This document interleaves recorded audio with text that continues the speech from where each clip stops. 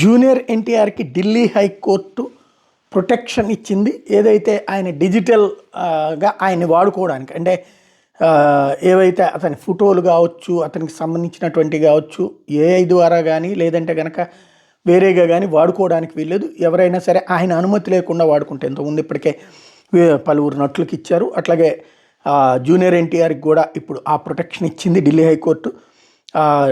Media platform Google కావచ్చు, YouTube కావచ్చు, లేకపోతే ఫేస్బుక్ కావచ్చు, ఇన్స్టా కావచ్చు, ట్విట్టర్ కావచ్చు, వీళ్ళందరూ కూడా అతని అనుమతి లేకుండా పెట్టినటువంటి వాటిని తీసేయమని చెప్పారు. డిజిటల్ యుగంలో నా వ్యక్తిత్వ హక్కులను కాపాడే రక్షణాత్మక ఉత్తర్వులు మంజూరు చేసినందుకు ఢిల్లీ హైకోర్టు కృతజ్ఞతలు అంటూ ఈ సందర్భంగా జూనియర్ ఎన్టీఆర్ ఒక ట్వీట్ చేసుకొచ్చారు. సుప్రీంకోర్టు న్యాయవాదులు డాక్టర్ బాలజానకి శ్రీనివాసన్, డాక్టర్ అల్కా డాకర్, శ్రీ రాజేంద్ర మరియు రైట్స్ అండ్ మార్క్స్ బృందం వాళ్ళకి అంకితమైన చట్టపరమైన మద్దతుకు నా హృదయపూర్వక కృతజ్ఞతలు, మీ స్థిరమైన మద్దతుకు కృతజ్ఞతలు అన్నటువంటి విషయం చెప్పుకొచ్చారు.